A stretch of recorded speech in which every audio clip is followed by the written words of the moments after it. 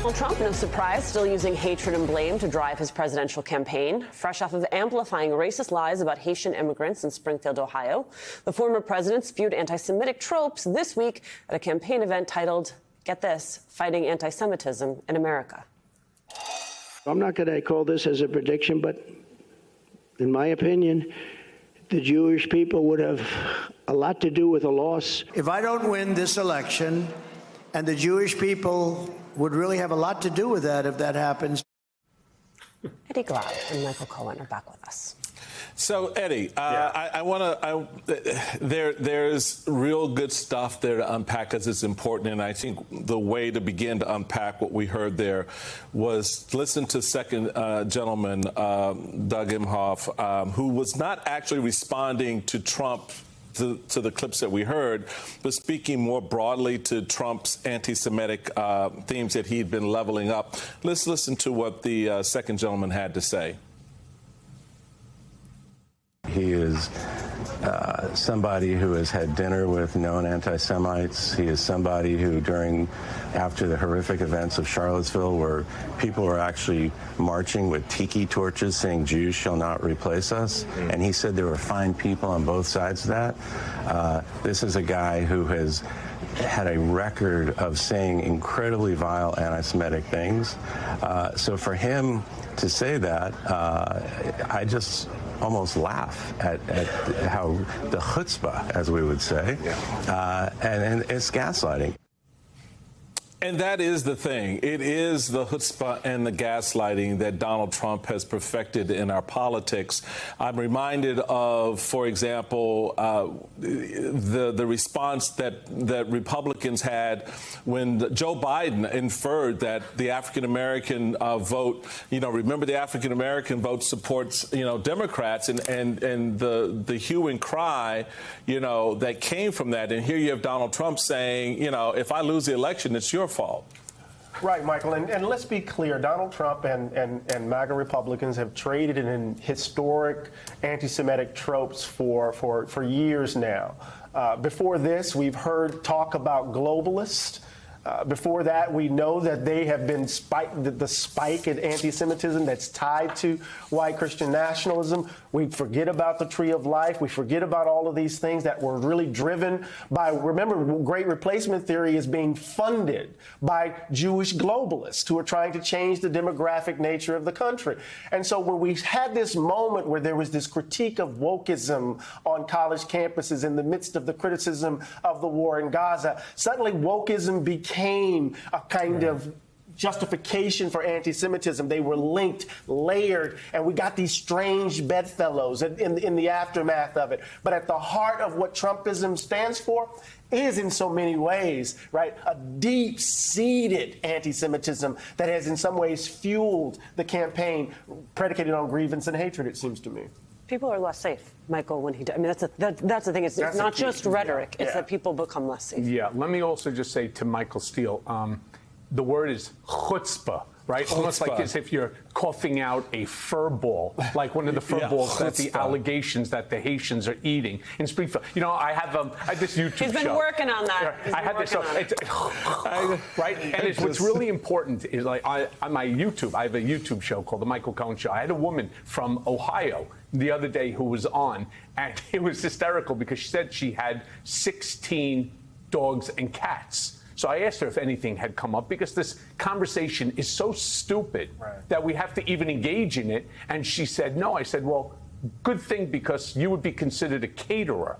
And it was a big joke, but it's a joke because it's not funny. And it's so racist. And the core of Trump's group, this MAGA group, it's so racist. We all need to just expel this ideology out. And that's why I believe that Kamala Harris and Tim Walz are surging, and why the momentum is completely on their side. There's Donald Trump, and then there's Trumpism, which is the thing that we all circle back to, and the idea that even if Donald Trump does not win this election, Trumpism remains in America. I want you to take a listen to what Vivek Ramaswamy said about woke anti-racist policies fueling anti-black racism. Take a listen. You take 20,000 people who are unprepared to integrate into a community, dump them into a city of 50,000, you're going to get a reactionary response. Then you demonize the people who have the reactionary response, who say, oh, you're blaming me. They're going to have ill will, in this case, towards the Haitian community. It is literally fueling a new wave of anti-black racism in the country that otherwise would not have existed if it weren't for those woke anti-racist policies in the first place. This gets to your point about the bedfellows. Oh my God! And it's just go on. I'm sorry, Mike. Go ahead. I just before you give a response, I just have to say, Vivek, you're full of crap. Yeah, I was going to say the You go exact same and thing. look at what the Haitian community did when they arrived in Springfield. Eddie, I leave it to you, so I just had to get that off Mike, my you're chest. so right. I was trying to edit myself in so many ways, and part of it, Alicia, is this, right? There's a sense Vivek just traded on a whole range of tropes and invoked bad history. So if you looked at the debates around immigration in the 1920s, running up to the 1924 Johnson Immigration Act, some of the same things were being said about the immigrants. They're not prepared to immigrate into the society. When we know what happened in Springfield is that you had an influx of folk. They didn't have in place the infrastructure around schools and hospitals as they were inviting that labor into the community to revitalize it. But instead, what you do is you blame them. Yep.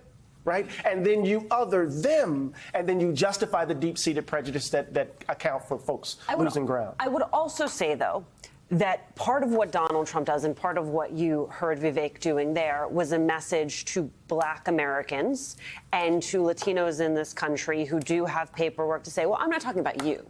You're not them. These people are not doing it correctly. And for those of us who've always felt that we've needed to prove our Americanness, who felt that our citizenship in this country was tenuous at best, it is supposed to stoke a fear that these other folks, these immigrants, are going to jeopardize the thing that we have worked so hard for. You know where the problem comes in as it relates to Springfield, Ohio?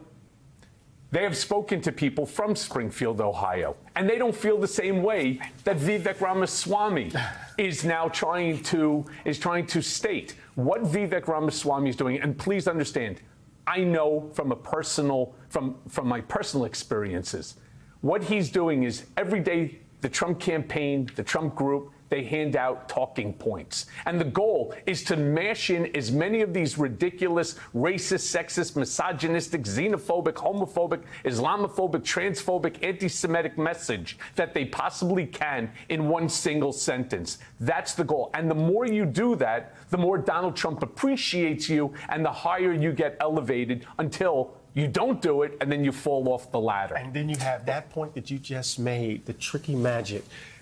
Buy into the nativism, buy into the ugliness, and you too can be American. You take that, and we will accept you, and the danger that follows from that. Well, that to your point, both your point, you have the governor of Ohio, Governor DeWine, who was born in Springfield, by the way, and he and his wife have lived in that area for most of their lives, and his connection to the Haitian community is strong, given his work outside of politics in Haiti. Noted in an op-ed, quote, as a supporter of former President Donald Trump and Senator J.D. Vance, I'm saddened by how they and others continue to repeat claims that lack evidence and disparage the legal migrants living in Springfield. This rhetoric hurts the city and its people, and it hurts those who have spent their lives there. The reality of it is, and Eddie, you made this point, that the people of Springfield, I mean, Michael, you made this point, the people of Springfield, they're looking around going, what are you people talking about? You know where it's coming from? It's coming right out of Donald Trump's Mein Kampf. I mean, it's the same sort of rhetoric where you dehumanize a group of people in order to make them less so that you can abuse them. That's what it's all about. But Michael Steele, what does it tell you that Mike DeWine comes out, condemns these comments, and still says, I'm sticking with this guy? I'm still voting for Donald Trump. Look, there's the politics of, there's the electoral politics for sure, and I get that. And look, I'm not going to, we have a whole lot of Republicans who are sticking with Donald Trump who I don't think should be sticking with Donald Trump. But he is, in his role as governor, as someone who knows the Haitian people, he's come out and he said the right thing. And I can't detract from that, because that for me is the more important thing, is where do you land when it comes to the racist, xenophobic, hateful language that's being drummed up about good, hardworking immigrants who have legal protections, who are here legally, and who, by the way, revitalized a community that had lost 30,000 of its people to other parts of the country. These folks had come in, settled, started businesses. Hell, the Haitian flag is raised at the State House, right? So come on, people. But Mike, unless he goes ahead and he denounces Donald Trump and says, I cannot vote for somebody who speaks like that, the fact that he turns around and he says that these allegations are not true, but I still stand behind Donald Trump, he should not be reelected into office. Michael Cohen. All right. You and I will talk about it, Michael Steele, on the other side of the break. Yeah, I was going to say, all right, let's go. Let's ready. Let's bring it on. Michael Cohen, Eddie Glaude, thank you both so much. What a treat to have you with us. Be sure to catch Michael's new YouTube channel, The Michael Cohen Show, as well as his podcast, Mea Culpa and Political Beatdown.